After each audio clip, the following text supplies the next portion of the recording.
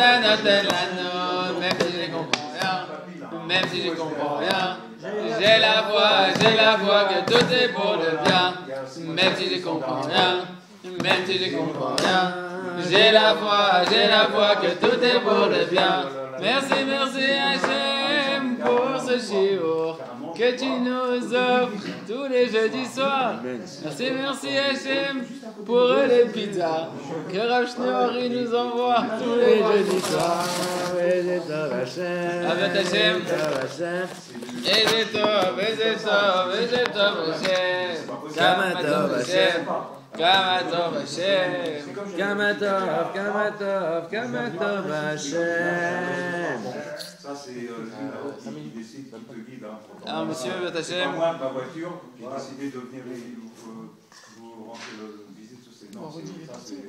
C'est le même que moi, c'est le même coup de moi. J'ai rentré dans la voiture, j'étais dehors, je reviens d'une peu des doutes. Il m'arrête dans la rue devant le Beth Midrash, il me dit ouais, il n'y a pas une synagogue ici et tout. Je suis pas d'ici, mais je cherche une synagogue. Je dis voilà, ici, venez, il y a un chiour. Avec Hachem. Deuxième round. Après avoir pris les forces, les pizzas, le coca pour Hachem. Ah, tu le connais? T'as pas entendu? Il y a, Rabbi Nathan, il dit qu'il y a deux sortes de teshuva. Deux sortes de teshuva qu'un homme il doit faire, deux sortes de repentir qu'un homme il doit faire qui dépendent de deux situations de sa vie.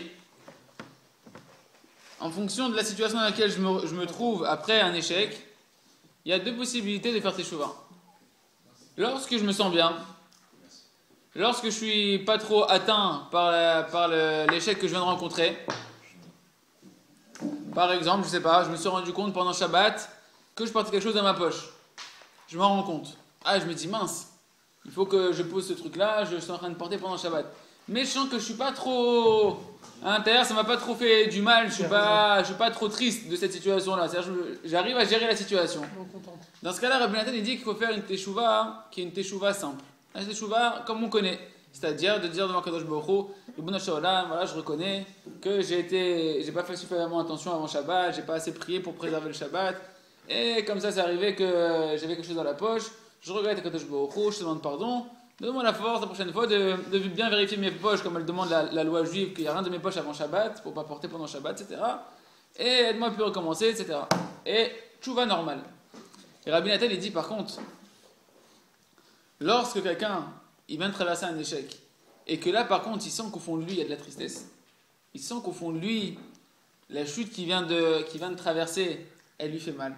Et que Mamash, il se sent pas, même faire teshuva, il n'a pas envie, parce que quand il commence à mentionner ce qui est l'objet de ce teshuva, le repentir.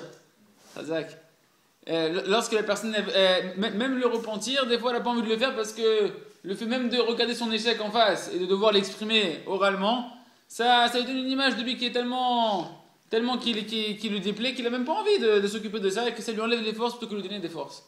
Et Rabbi Nathan il dit que là, à ce moment-là, et là c'est pas simplement qu'on a le droit de le faire, Rabbi Nathan il dit qu'il faut le faire, il faut monter à ce qu'on dit, il y a deux notions. Il y a deux manières dont Kadosh Baruch Hu il dirige le monde, il y a deux notions dans la direction du monde à Kadosh Baruch Hu.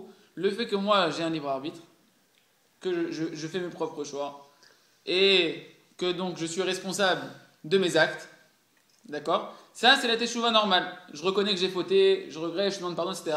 Ça c'est dans la manière où moi j'ai le libre arbitre. Mais il y a une autre notion qui est qu'il n'y a rien d'ennemi Hachem dans le monde, il n'y a rien d'ennemi Dieu dans le monde. Que c'est Dieu qui a fait et qui fera toutes les actions de ce monde. Et que tout ce qui existe dans ce monde ne peut se réaliser que si ce n'est qu'il y ait la volonté d'Akadosh Baruch Hu, la volonté de Dieu, dans cet événement qui vient de se passer. Ça, c'est une deuxième notion, qui est aussi vraie que la première. D'accord? Les deux sont vrais. Que j'ai le libre arbitre, c'est vrai. Et le fait aussi qu'Akadosh Baruch Hu, il n'y a rien dans Dieu, et que c'est lui qui a fait, qui fera toutes les actions de ce monde, c'est aussi vrai. Tu me dis les deux ensemble, c'est pas possible. L'un contredit l'autre. Soit j'existe en tant qu'individu propre avec mes propres choix, et dans ce cas-là, Dieu me laisse, entre guillemets, un champ d'action où il n'est pas acteur. Soit je dis non, Hachem c'est le seul acteur de ce monde-là, et moi je sais pas trop ce que je suis, j'ai l'impression d'être quelque chose, mais en réalité je suis dans Dieu, parce qu'il n'y a rien hormis Dieu. Et dans ce cas-là, il n'y a plus de responsabilité dans mes actes. Je suis complètement inclus dans la direction que Dieu met dans ma vie et dans mes actes, dans les bons comme dans les mauvais. Et Rabbi Nathan, il dit c'est simple. Il dit, tant que tu te sens bien, tu fais une teshuva normale, tu fais un repentir normal, c'est-à-dire que tu regrettes, tu demandes pardon, etc., tu te prends responsable de tes actes. Il dit, mais dès que tu vois que tu as de la tristesse qui rentre en toi, dès que tu vois que tu as de l'amertume qui rentre en toi et que la teshuva simple, le repentir au niveau simple qui implique que moi je suis responsable de mes actes, il dit là tu dois monter à la connaissance que tout vient d'Hachem. Ça veut dire quoi? Ça veut dire que tu dis Hachem, comme ça Hachem il a voulu, comme on a dit tout à l'heure, Kacha Hachem, comme ça Hachem il veut. Comment on dit comme ça Hachem il veut? Comme ça Hachem il a voulu. C'est pas simplement que comme ça Dieu il a voulu créer le monde, etc. Comme ça Dieu il a voulu l'action qui vient de se passer à travers moi. Mais ce que j'ai fait n'a pu être fait que parce que Dieu il a voulu que ça se passe comme ça. Et sur ça vient un saïf du Shulchan Aruch, une des lois du code des lois juifs, qui dit que tout ce que Dieu y fait, c'est pour le bien. Et qu'un juif, tous les jours, il doit dire, à chaque moment de sa vie, il doit dire, tout ce que Dieu il a fait, c'est pour le bien. Et donc, si jamais c'est Dieu qui a fait, comme il dit le Rambam, que c'est Dieu qui a fait, qui fera toutes les actions de ce monde, que c'est le premier article de la foi, que Dieu il a fait, qui fera toutes les actions de ce monde. Quand on dit toutes les actions, ça veut dire les bonnes, comme les mauvaises. Et si tu dis que tout ce que Dieu y fait, c'est pour le bien, alors tout, c'est tout. Comme ce qui me paraît être bon à mes yeux, comme ce qui paraît être mal à mes yeux.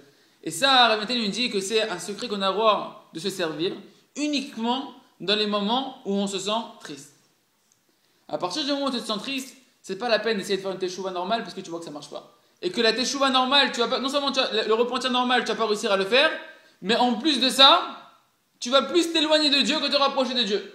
Parce qu'une personne qui regarde l'objet de sa chute, ça l'attriste, ça le rend amer et ça le dégoûte de lui-même, qu'est-ce qu'il a gagné cette personne? Qu'est-ce qu'il a gagné? Est-ce qu'il a pris des forces ici? Est-ce qu'il a réussi à monter un pas en avant? Non. Une personne qui est dans ce processus-là, non seulement qu'elle n'avance pas, mais elle va faire que dégringoler, que aller à reculons, parce qu'elle ne croit plus en elle-même dans ce domaine-là. Et là, Rabbi Nachman, à travers Rabbi Nathan, il donne un secret. Rabbi Nachman, il donne l'écouter Moharan, c'est Rabbi Nathan qui l'explique dans l'écoute à la Chod, qui dit qu'à ce moment-là, tu dois monter à cette connaissance-là. De dire, cette chose-là qui vient de se passer, à ce moment-là, je regarde avec la foi que ça vient de Dieu. Et c'est une réalité, attention. C'est pas un truc. C'est pas, on t'a trouvé un petit cachet pour te faire passer la pilule et te rendre bien. Non, non, non. C'est une réalité. Que quand le Mashiach, le Messie, quand il va venir, c'est ce qu'il va dévoiler dans le monde. Pourquoi le monde, il sera complètement dans la joie et dans l'extase quand le Messie viendra, quand le Mashiach il viendra? Parce que le Mashiach il va dévoiler que tout ce qui s'est passé depuis la nuit des temps, à travers toutes les nations et à travers toute l'histoire, que ce soit du peuple juif ou de toutes les autres nations, et chacun individuellement dans sa propre vie, depuis sa naissance, depuis ses réincarnations passées, et depuis sa naissance d'aujourd'hui, jusqu'à le dernier jour de sa vie, il va se rendre compte combien en réalité tout était organisé par Akadosh Baruch Hu. Combien Dieu avait tout organisé, et combien tout ce que Dieu avait organisé, c'était béhémet, c'était sincèrement la meilleure chose qui pouvait se passer. Simplement, j'avais pas encore les bonnes lunettes. Moi c'est un truc de fou, moi j'étais pas myope avant. Moi, j'étais pas myope. Alors là, j'enlève mes lunettes, je vois plus. Je vois juste des formes, des couleurs, etc. Ah, je vois qu'il sourit un peu, Cyril, mais j'ai un peu du mal. Mais je vois pas ses dents. Et non, mais c'est un truc de fou. Quand j'ai commencé à être myope, petit à petit, je me suis dit, mais c'est un truc de fou. Il y a plusieurs réalités, en fait. Ça dépend de quelles lunettes tu mets. C'est-à-dire que là, je vois une réalité qui est la réalité sans les lunettes. Et dès que je mets les lunettes, je vois des choses que je voyais pas avant. Et si je prends un microscope, je vois encore des choses qui étaient complètement inaccessibles à ma vision avant. Ça veut dire quoi? Ça veut dire que la réalité, elle est modulable en fonction de ce que tu vois, en fonction des lunettes que tu mets pour voir. Aujourd'hui, chacun, il est dans sa vie, avec les lunettes que Dieu il a voulu que l'homme il ait pour avoir un libre arbitre, qui est nos lunettes, nos yeux d'être humain. On voit ce qu'on voit, on voit les choses telles qu'elles sont. Mais en réalité, il y a un regard beaucoup plus profond, qui est qu'à travers nous, se cache la main de Dieu. À travers chacun d'entre nous, se cache la direction d'Akadosh Baruch Hu. Comment Dieu il gère le monde et comment Dieu il amène le monde au but où il doit arriver. Et notre vie à chacun au but où elle doit arriver. Et donc ça c'est une réalité, c'est pas une blague. Et Dieu il se débrouille tout le temps pour que ta vie elle évolue vers une amélioration et une réparation, et non pas vers une détérioration. Mais ça, on n'a pas la possibilité de le voir. Et de le voir constamment, c'est dangereux. Parce que si quelqu'un s'amuse à regarder ça constamment, alors ça, qu'est-ce qu'il va dire? Il va mettre les pieds en éventail, et il va dire c'est bon, la vie elle est belle, moi j'ai rien à faire, c'est Dieu qui gère, et je peux faire ce que je veux, je peux aller comme mon cœur il a envie d'aller, dans les bonnes choses comme dans les mauvaises choses, de toutes les manières, tout est pour le bien, Hachem il gère tout, il n'y a pas de problème. Hein? Ça c'est le piège. C'est pour ça que Rabbi Nathan il dit ça, il ne faut pas s'en servir tout le temps.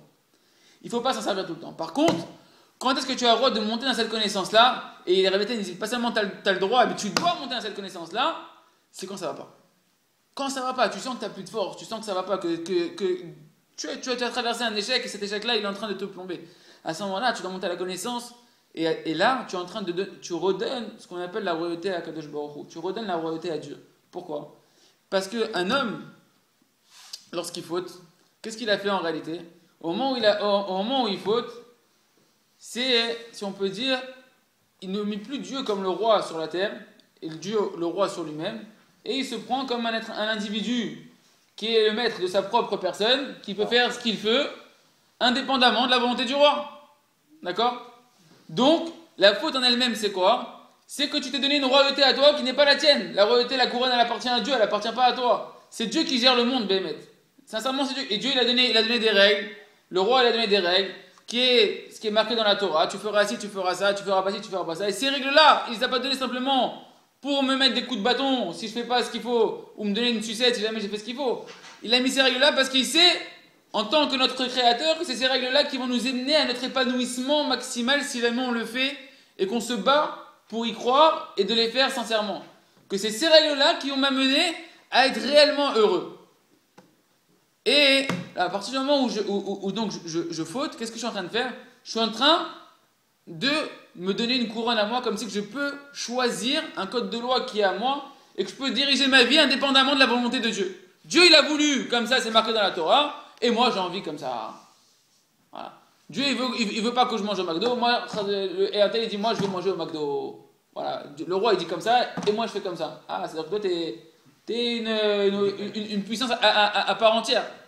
Et lorsque la personne a fait teshuva, si jamais elle fait teshuva, une teshuva simple, et elle dit à Dieu, je reconnais que j'ai fauté, etc., c'est vrai qu'elle redonne la royauté à Dieu. Parce qu'elle est en train de dire, je reconnais que je me suis écarté de la volonté du code de loi que tu as mis pour mon bien, je m'en suis écarté, et je reviens dans le chemin, et donc je te redonne ton rôle à toi, Kadosh Baruch Hu, et je me soumets à ton rôle. Maintenant, il y a une teshuva qui est encore plus haute. C'est la deuxième teshuva. Pourquoi? Parce que la deuxième teshuva, quand on a parlé, qui est de monter à la connaissance que tout vient de Dieu, et que mes bonnes actions, comme mes mauvaises actions, elles viennent de Dieu. Pourquoi cette teshuva-là, c'est une teshuva encore plus profonde? Parce que Béhémet, à ce moment-là, tu redonnes la royauté complètement à Dieu. Pourquoi? Pourquoi tu redonnes la royauté encore plus haut à Dieu? Parce qu'à ce moment-là, tu prends conscience qu'en réalité, Dieu, c'est pas simplement qu'il est le roi parce qu'il a mis un code de loi. Dieu, il est le roi parce qu'il est le seul qui règne dans le monde. Il est le seul qui agit dans le monde. Il est le seul acteur de ce monde. Et lorsque je reviens à cette connaissance-là et je dis, Ribono Shel Olam, donne-moi la foi, aide-moi à avoir foi que tout ce qui s'est passé, toutes mes réussites dans ma vie, et même cet échec-là, c'est à toi que je les dois. C'est toi qui les as fait. À ce moment-là, je ramène la couronne à sa place. Que Dieu, c'est lui le roi, c'est lui qui gère, c'est lui qui décrète tout. Comme a dit la Gemara, que l'homme ne peut pas lever le petit doigt si Dieu ne l'a pas décrété. Moi, j'ai envie de lever le petit doigt. Si Dieu ne dit pas que tu peux lever le petit doigt, tu peux rien faire. Donc, Béhémet, Dieu, c'est le roi. Et lorsqu'un homme, il remonte à cette connaissance-là, il redonne la royauté à Kadosh Baruch Hu complètement. Ce qu'on appelle teshuva, teshuv et he, ramener le he à Dieu, la royauté à Dieu. Et Ramadan, il dit alors qu'est-ce qu'il reste à faire? Quand tu fais teshuva, quand tu fais ce genre de teshuva là, qu'est-ce qu'il te reste à faire à ce moment-là? Si Béhémet, ta foi, que ça vient d'Hachem. Si Béhémet, tu es en train de te mettre dans la deuxième teshuva, qui est la teshuva, que c'est Dieu qui a voulu comme ça, que ça c'est pour mon bien, que tout ce que Dieu fait c'est pour mon bien, et c'est pour me construire, et c'est pas pour me détruire, même s'il m'a fait tomber, c'est pour me construire. Il y a des choses à apprendre de ma chute. Ma chute, Dieu, il m'a fait tomber pour me rapprocher de lui, pas pour m'éloigner de lui. Comment c'est possible? Dieu, il m'a fait tomber, il m'a laissé, si c'est lui qui a fait. Il m'a fait tomber pour me rapprocher de lui. Comment c'est... S'il avait voulu me rapprocher de lui, il me ferait pas tomber, il me ferait Il ferait tout simplement que... Il me ferait avancer. Hein? Ah, comme on dit, j'ai entendu une fois... non, bon, je vais pas dire la source parce que c'est rien à voir avec la kedusha, avec la sainteté. Il disait, pourquoi est-ce qu'on tombe? C'est pour mieux apprendre à se relever. Pour mieux rebondir. C'est vrai. C'est vrai. Mais c'est quoi pour mieux apprendre à se relever? Il y a plusieurs choses qu'on peut apprendre d'un échec et qui sont constructeurs en profondeur dans la racine à l'intérieur de l'homme. Première chose qu'un homme il doit apprendre lorsqu'il trébuche, quand Kadosh Baruch Hu, il le fait trébucher, c'est quoi? C'est que le fait de son échec, il va lui permettre de casser un peu son orgueil. Parce que tout ce qui écarte, la Gemara dit, tout ce qui écarte un homme de Dieu, et tout ce qui permet à un homme de fauter, c'est son orgueil. Son orgueil, de croire que tu es une réalité propre qui peut faire ce qu'elle veut dans la vie. Et que tu ne vois plus Dieu dans ta vie. Tu t'es vu toi, mais tu ne vois plus Dieu dans le décor. Et lorsqu'une personne, elle voit son échec, on parle d'une personne qui veut réussir, on parle d'une personne qui veut avancer, peu importe à son niveau, peu importe le petit niveau que je suis, ou que je veux faire un pas, etc. Quand j'ai décidé de faire ce pas-là et que je vois que j'y arrive pas, à ce moment-là, ça me fait mal à l'intérieur. Ça me fait mal à l'intérieur. Alors Ferrez, il disait, ça te fait mal, mais au lieu d'être triste, au lieu de dire, ouais, je me sens brisé, je me sens KO, brisé, etc. Il dit, non, il dit, sache que Dieu, c'est pas toi qui l'as voulu briser en tant qu'individu, c'est ton orgueil qui veut briser. Et ça, c'est bon.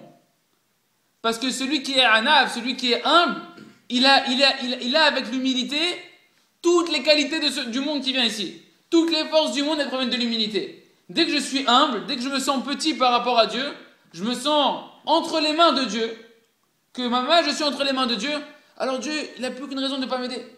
Comme on dit que Moshe Rabbeinu, Moïse, comment la Torah l'a qualifié? La Torah l'a qualifié de Moshe, alors que c'était le plus grand de toutes les générations du peuple juif, elle l'a qualifié d'une seule qualité. Est-ce que ça veut dire qu'il avait qu'une seule bonne qualité, Moïse? Est-ce qu'il avait qu'une seule bonne qualité? Non, pas du tout. Mais la Torah, elle n'a mentionné qu'une seule, pour nous dire, sache que cette qualité-là, c'est la racine de toutes les bonnes qualités. C'est la racine de tous les bons traits de caractère. C'est laquelle? L'humilité. L'humilité. Et Akadosh Baruch Hu, il ne veut pas voir notre réussite, une réussite extérieure. Ça n'intéresse pas Akadosh Baruch Hu qu'un Ben Israël, qu'un juif, il devienne un ange dans la coquille. Ça veut dire qu'il met la kippa, il met le talit, il met le costume, et il fait la Torah et les mitzvot, etc. Mais il se prend pour le Hercule de la Torah et des mitzvot. C'est pas ça, Hachem ne veut pas ça. Hachem, il veut que tu vives en toi, que s'il ne t'aide pas, tu peux rien sans lui. La Gemara, elle dit que tous les jours, le mauvais penchant, il veut faire tomber un homme, et que si Dieu ne l'aidait pas face à son combat contre le mauvais penchant, il ne pourrait pas réussir. Or, un homme, et moi le premier, on tombe pourquoi? Parce qu'on croit que c'est nous qui devons faire le combat. On croit que c'est nous qui remportons des victoires ou c'est nous qui avons des échecs. Et on ne voit pas que toute notre réussite, elle n'est que l'aide d'Akadosh Baruch Hu. Alors Dieu, il est prêt. Il est prêt pour que tu comprennes ça. À te laisser tomber. À te laisser tomber. Pourquoi? Pour que tu prennes conscience. Voilà où je suis, sans l'aide d'Hachem. Sans l'aide d'Akadosh Baruch Hu, voilà où je suis. Sans l'aide d'Hachem, je ne peux pas y arriver. Sans l'aide d'Hachem, je n'y arrive pas. Et ça, c'est un point qui te rapproche d'Akadosh Baruch Hu. Pourquoi? Parce que dès que tu prends conscience de ça, qu'est-ce que tu vas te dire? Hachem, j'ai besoin de ton aide. Sans toi, j'arrive pas. Alors qu'est-ce que tu vas commencer à faire? Tu vas commencer à prier, Ribono Shaolam. Donne-moi la force de surmonter ces mauvais penchants. Donne-moi les bons conseils. Donne-moi la volonté. Donne-moi une volonté plus grande de réussir à me rapprocher de toi. Aide-moi à étudier plus ta Torah, plus les enseignements qu'il y a marqués dans tes livres, dans les livres que tu nous as donnés pour surmonter le Yitzhara. Et un homme, il va se renforcer comme ça. Un homme se rapproche comme ça d'Akadosh Baruch Hu. Et grâce au fait dont il est tombé, la manière dont il est tombé, Dieu il a caché dedans, dans le chemin d'un homme dans lequel il tombe, Dieu il lui cache ses faiblesses. Et il lui dévoile ses faiblesses. Un homme, il veut s'arranger. Quelqu'un, il veut s'arranger. On est tous sur terre, pourquoi? Pour se réparer. Pour arranger nos traits de caractère, arranger nos mauvaises midotes, nos défauts. Mais le problème, c'est qu'on ne se connaît pas en réalité. Un homme, toute sa vie, peut passer sa vie à se regarder que dans le bon côté du miroir, que le profil qui l'arrange, et tous les côtés qui ne vont pas, il ne les travaille pas. Mais quand Kadosh Baruch Hu, il veut réveiller un homme, quand Kadosh Baruch Hu, il veut rapprocher un juif, il veut le rapprocher de lui, qu'est-ce qu'il fait Kadosh Baruch Hu? Il va lui montrer réellement qui il est. il va lui montrer réellement qui il est, mais pas pour le désespérer, pas pour l'accabler et pour que la personne elle se sente incapable et qu'elle se sente un nul, etc. Pas du tout. Pour que la personne elle se réveille. Et améliorer ses défauts. Bien sûr, parce que tant que moi je me dis ouais ça va, je suis quelqu'un de bien, je donne un peu de tzedaka, je suis gentil, je suis poli avec les gens, je souris aux gens quand il faut, etc. Je vais un peu à la prière, je réponds au kaddish, etc. Ça va, je suis quelqu'un de bien. C'est d'âme, on t'a pas envoyé sur terre pour que tu te caresses dans le sens du poil. On t'a pas envoyé sur terre pour que tu t'envoies des fleurs. Surtout que tout ce que tu arrives à faire facilement, c'est pas pour ça qu'on t'a envoyé. Comme il dit le Harizal, le maître de la Kabbalah, qu'est-ce qu'il nous enseigne? Tu veux savoir pourquoi tu es venu sur terre, qu'est-ce que tu dois réparer sur terre? Regarde là où tu as du mal. Regarde là où tu as du mal. Et nous, qu'est-ce qu'on fait? Toujours on regarde là où ça va bien. Ouais, ça va, je suis bien. Ouais, ça va, je suis tranquille. Là, ça va. Mais t'es pas là pour ça. T'es pas là pour ça. Akadosh Baruch Hu, comme il t'aime, comme il veut t'amener à ta perfection, de ce que tu dois être et de ce que tu peux être, alors Akadosh Baruch Hu, il va te laisser tomber. Et il va t'amener des fois dans des chemins profondément bas. Pourquoi? Pour que tu prennes conscience que toute ta vie, tu travailles pas ce point-là que tu as au fond de toi, cette tare que tu as au fond de toi, tu la travailles pas. Alors Akadosh Baruch Hu, comme il voit que tu te sens tranquille, ça va, la vie elle est belle, tranquille, machin, ouais, bon ça je me complais, je vais à la plage, tranquille, ça va, je regarde la télé, je suis bien. Je dis attends, il comprend pas celui-là, il a pas compris que le vrai bonheur, il l'attend à la porte d'à côté, et non, lui il tape sur l'autre porte. Tape sur la porte de la plage, il croit que c'est ça qui va l'épanouir et qui va le rendre le plus heureux du monde. Alors que je lui ai préparé quelque chose, mais que si jamais il commence à goûter, il va exploser. Hein, ce que vous avez senti un peu à Ouman, il commence un peu à exploser. Alors qu'est-ce qu'il est capable de faire Akadosh Baruch Hu? C'est ce qu'il fait avec chacun d'entre nous. Il te laisse tomber, il te laisse t'enfoncer, jusqu'à un moment donné, tu crois que ce que tu croyais être un kiff, être une joie de vivre, être un bonheur, ça commence à te ronger, ça commence à te vider de l'intérieur, et tu te dis, mais attends, c'est ça ce bonheur que je suis en train de chercher, c'est ça ce plaisir que je suis en train de chercher. Mais il n'y a rien au fond. Et plus je creuse au fond, et plus je me rends compte qu'au final, il me rend amer, il me rend aigri, il me rend frustré, etc. C'est ça que je veux. Non, c'est pas ça que je veux. Ce que je veux, c'est Akadosh Baruch Hu. Ou bien, Akadosh Baruch Hu, il va te laisser, quelqu'un, il commence à avoir de la colère qui se réveille. Mais pourquoi j'ai mis de laisser réveiller sa colère? Pour qu'il se rende compte comment sa colère, elle est endommageable.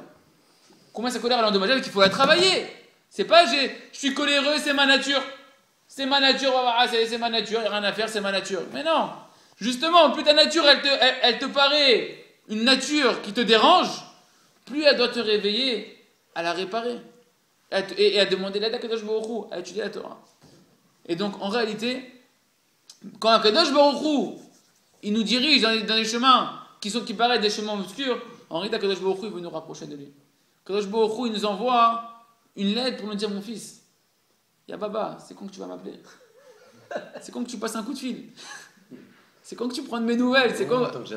Il y a longtemps que j'attends. Moi, je te donne la santé, je te donne l'argent, je te donne les enfants, je te donne les vêtements, je te donne tout. Et toi, même pas, tu me dis bonjour, ou là, tu me dis un petit coucou comme ça, rien du tout. Akadosh Baruch Hu, il veut un vrai lien avec lui. C'est notre père, il veut un lien, un père avec son fils. Akadosh Baruch Hu, il attend que tu l'appelles, il attend que tu commences à lui parler, il attend que tu... Ah, alors nous, on ne comprend pas que c'est vrai qu'on a besoin des fois de prendre des coups pour se tourner vers Akadosh Baruch Hu. On a besoin de prendre des tléha pour à lever les yeux. Mais Béhémet, il veut qu'une seule chose. À partir du moment où tu commences à lever les yeux, on commence à arrêter les signaux. Et puis donc, quelqu'un qui commence à comprendre le message, on lui diminue les signaux. Mais pour finir, qu'est-ce qu'un homme il doit faire quand il fait sa deuxième teshuva? Quand il fait la teshuva lorsqu'il se sent triste et qu'il doit avoir la vision que tout vient d'Hachem, que ce que Akadosh Baruch Hu il fait c'est pour mon bien, et que cette chute, c'est Hachem qui l'a fait, elle est pour mon bien, etc. Alors qu'est-ce qu'il doit rester à faire? Il doit pleurer? Non, il reste une seule chose, à danser. À danser. Parce que si réellement tu es sincère que c'est Dieu qui a fait ça, et qu'il l'a fait pour ton bien, pour te rapprocher de lui, première chose, là tu dis, pardon d'avoir été triste. Pardon d'avoir été triste. Parce que quand j'ai été triste, ça veut dire que je me suis dit que ce que tu as fait pour moi, c'était pas bien. Ce que tu as fait envers moi, comment tu t'es comporté envers moi, je me suis dit qu'au final c'était pas bien, que c'était injuste ce que tu m'as fait. Sinon je serais pas triste. Pourquoi quelqu'un il est triste? Parce qu'il sent qu'il y a une injustice, il sent qu'il y a quelque chose qui va pas. Mais si jamais tu sens, si jamais tu es sincère avec toi, que Dieu ce qu'il fait c'est pour ton bien, mais t'es pas triste. Tu le remercies. Tu dis merci Ribono Shel Olam de comment tu te comportes envers moi. Merci Ribono Shel Olam, je comprends rien. Bémet, c'est vrai que je comprends pas grand chose, on m'a expliqué 2-3 points de comment ça peut être mon bien. Mais Bémet, je comprends pas, mais j'ai foi que ça vient de toi. Et je te remercie Ribono Shel Olam. Il me reste quoi à faire moi? Il me reste à danser dans l'honneur du roi. Que le roi il fait bien son travail. C'est pas facile. Je vous assure, c'est pas facile. On dirait, c'est quoi ce discours pour nous tourner la tête. C'est pas du tout facile. Essayez de faire ça quand vous vous sentez pas bien. Vous allez voir comment ça va peser une tonne pour lever un pied. Pour lever un pied, ça va peser une tonne. Très facile de danser quand tout va bien, je suis à un mariage, je danse, etc. Mais quand ça va pas, et quand ça va pas, surtout dans les moments au niveau spirituel, ça va pas, de lever les pieds et savoir danser à ce moment-là, bah, c'est... Mais même quand tu fais ça, à ce moment-là où tu fais ça, tu ramènes la couronne à Kadosh Baruch Hu, que personne ne ramène cette couronne-là. Parce que personne ne voit que Dieu il est roi à ce point-là.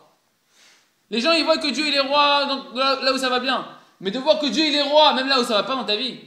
De voir que Dieu il est roi même là où ça va pas au niveau spirituel dans ta vie. Que Dieu il est là ici aussi.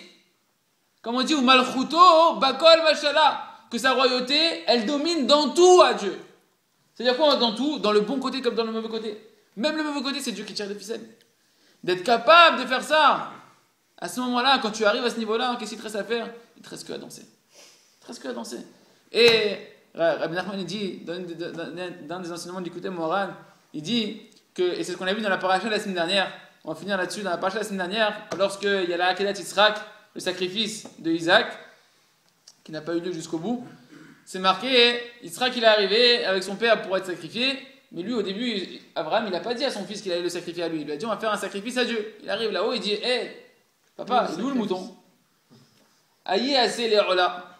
Il est où le mouton qu'on doit mettre en Ola, en sacrifice? Et sur ça, Rabbi Nachman il fait toute une Torah très profonde qu'on ne va pas développer aujourd'hui. Et il y a personne qu'on puisse un jour la développer, que puisse moi aussi l'étudier plus pour pouvoir la développer. Rabbi Nachman explique qu'un homme peut passer mitachita yerida et tachita aliyah. Du plus profond de la chute, il peut passer en une seconde à l'élévation la plus élevée qui existe au niveau spirituel. Comment? Une personne elle se sent au fond du gouffre. Elle se sent dans l'obscurité, noire, chez noir. Pas un rayon de lumière. Et elle ne sait plus quoi faire. Elle n'arrive pas à dire un mot, elle n'arrive pas à ça. Qu'est-ce qu'il dit Rabbi Nachman à ce moment-là? À ce moment-là, tu dois crier. Tu dois crier quoi? C'est ce qu'on dit à Shabbat. À Shabbat, quand on arrive dans la Kedusha de Moussaf, quand on fait la répétition de la prière, hein, l'officiant, il fait le Keter. Et là-bas, dans le Keter, on dit Ayem kom kevodo le haritzo. Les anges, ils posent la question où est la gloire d'Akadosh Baruch Hu? Où est-ce qu'elle se trouve la gloire de Dieu? Et nous, on lui répond Baruch kevod Hashem mimekomo. Béni soit la gloire de Dieu là où elle se trouve. C'est-à-dire quoi déjà? Où elle est la gloire de Dieu? Et nous, on répond béni soit la gloire de Dieu où elle se trouve. Dans la tefila du samedi matin, quand on fait le El Adon al Kol Ma'asim, là-bas on dit Kevodo Chesed Verachamim Male Kevodo. La bonté et la miséricorde, elles remplissent la gloire de Dieu. Et ailleurs on dit quoi? On dit Kevodo Male Olam. La gloire de Dieu, elle remplit le monde. Donc si on résume, ça veut dire quoi? La gloire de Dieu, elle remplit le monde. C'est-à-dire que dans le monde, il n'y a que la gloire de Dieu. Il n'y a rien hormis Dieu, il n'y a que la gloire de Dieu. Et qu'est-ce qu'il dit? Ça, c'est un chidouche que quelqu'un m'a donné. Il raisonne que ce soit un chidouche amitié. Donc, nous, on a dit déjà Kivodo Male Olam. La gloire de Dieu, elle remplit le monde. Okay? Les anges, ils posent la question Aïe, mais comme Kivodo, mais où est-ce qu'elle est la gloire de Dieu? Où est-ce qu'elle est la gloire de Dieu? Or, on a dit qu'est-ce qui a marqué? La gloire de Dieu, elle est remplie de chesed et de rachamim. La gloire de Dieu, elle est remplie, c'est ce qui est marqué dans le Eladon, Chesed verachamim malekevodo. La bonté et la miséricorde, elles remplissent la gloire divine. Et nous, qu'est-ce qu'on répond? Baruch kevod Hashem mimekomo. Béni, on répond aux anges, béni soit la gloire de Dieu, peu importe où elle se trouve. Mimekomo, de là où elle se trouve. Ça veut dire quoi? Que tu te trouves dans une situation qui est bonne, que tu te trouves dans une situation qui est mauvaise. Dieu, on l'appelle Makom. Dieu, on l'appelle l'endroit du monde. Le mot endroit, c'est un des noms de Dieu. Pourquoi? Parce que c'est pas le monde qui est l'endroit où se trouve Dieu, c'est Dieu qui est l'endroit où se trouve le monde, puisqu'il n'y a rien hormis lui. Or, puisque tu dis maintenant que Dieu c'est l'endroit du monde, c'est-à-dire que partout où tu es dans le monde, comme il dit Rabbi Nachman, que tu sois en haut, que tu sois en bas, il y a Dieu. Que tu sois dans la plus grande élévation que tu as eue, que tu sois au Ban Rosh Hashanah, que tu te sens tout en haut, tu te sens proche de Dieu, mais que tu sois tout en bas, au fond tu te sens dans le plus profond de l'enfer, Dieu il est aussi proche de toi. Il n'a pas bougé, Dieu, il n'y a rien hormis lui. Baruch kevod Hashem mekomo, béni soit la gloire de Dieu où elle se trouve, dans la Kedusha, dans la sainteté, ou dans la Touma, dans l'impureté, chesed verachamim alek kevodo. Pourquoi? Parce que là-bas, dans la gloire d'Hachem, il n'y a que de la bonté et de la miséricorde. Qu'est-ce qui fait qu'un roi, il est glorieux auprès de son peuple? C'est lorsque le peuple il se rend compte que le roi, il est bon. Lorsque le peuple il se rend compte que le roi, il est miséricordieux, que c'est un roi qui est rempli de bonté. Ça, un peuple qui a un roi comme ça, il aime son roi. C'est ça la gloire de Dieu, c'est de savoir qu'il est rempli de miséricorde et de bonté. Mais qu'il est rempli de miséricorde et de bonté, peu importe, dans tous les endroits, que je sois dans un makom de réussite, dans un makom d'une situation d'échec. Et là, Rabbi Nachman, il dit, lorsque tu es au fond du gouffre, c'est ça qu'il a dit, Yitzhak, à son père Abraham, Aïe, Seléola, où est-ce qu'il est le mouton pour le faire monter? Le mot Aïe, où, le mot Aïe, ça veut dire où il est. Où il est le mot où, c'est Aïe. C'est le même Aïe que les anges ont dit, où est-ce qu'il est? Aïe, mais comme Kevodo, où est-ce qu'elle est la gloire de Dieu pour qu'on puisse la proclamer? Rabbi Nachman, il dit, quand tu arrives au fond, que tu te sens dans l'obscurité, c'est-à-dire que tu vois plus Dieu, tu te sens compte que Dieu, il a des années-lumière de toi. Il dit à ce moment-là, tu dois crier, Aïe, Mokom Kevodo, où est-ce qu'elle est la gloire de Dieu? Hachem, où tu es? Mais pourquoi tu cries ça? Parce qu'en réalité, pourquoi tu te sens dans l'obscurité? Pourquoi tu te sens dans l'obscurité? Parce que tu as l'impression que Dieu n'est pas avec toi, tu as l'impression que Dieu n'est pas là, que Dieu il t'a oublié, que la miséricorde de Dieu n'est plus là, que la bonté de Dieu n'est pas ici avec toi, qu'elle t'accompagne pas dans l'endroit dans lequel tu as été. Et à ce moment-là où tu cries Aïe, Mokom Kevodo, où est-ce qu'elle est Hachem ta gloire? Où est-ce qu'elle est ta gloire? Ça veut dire quoi? Aide-moi à avoir foi, Ribono Shel Olam, je la vois pas, mais aide-moi à avoir foi que ta gloire, que ta bonté et ta miséricorde, elle est là même ici. Qu'elle est même ici. Et Rabbi Nachman il dit à ce moment-là, Aïe, Assez, Léola. Assez, ça veut dire le mot c'est le mouton, mais ça veut dire aussi le mot s'élever. Et Ola c'est aussi une élévation. Le fait que tu vas crier où est-ce que tu es Hachem? Où est-ce qu'elle est ta bonté, ta miséricorde dans cette situation Hachem? Assez, Léola. Ça va te faire t'élever, et Ola est encore plus t'élever jusqu'au maximum de l'élévation. Et Rabbi Nathan il finit, il dit quoi dans l'Ikouta Lachot? Qu'un homme qui fait ça, lorsqu'il se sent dans l'obscurité, crie Hachem, où tu es? Où est-ce qu'elle est ta bonté? Où est-ce qu'elle est ta miséricorde? Une fois qu'il fait ça, il dit Rabbi Nathan à ce moment-là, on lui répare toutes ses avérotes. Toutes ces avérotes à ce moment-là, elles se transforment en bien, et on lui répare toutes ces avérotes. Mais takenim, kola avonot shelo. Elle se répare toutes ces avérotes à ce moment-là. Donc, BMH, il n'y a aucune raison de se désespérer. Et une fois que tu as crié ça, et que la miséricorde d'Hachem, tu revois la miséricorde d'Hachem, Hachem commence à te permettre de revoir combien en fait Hachem, il n'y a rien dans le milieu, que tout est pour le bien. À ce moment-là, il te reste que rester Bessimcha, parce que tu sens que Kadosh Baruch Hu est avec toi, que Kadosh Baruch Hu il t'a dirigé. À ce moment-là, il te reste que à danser. Chazak, Baruch. Et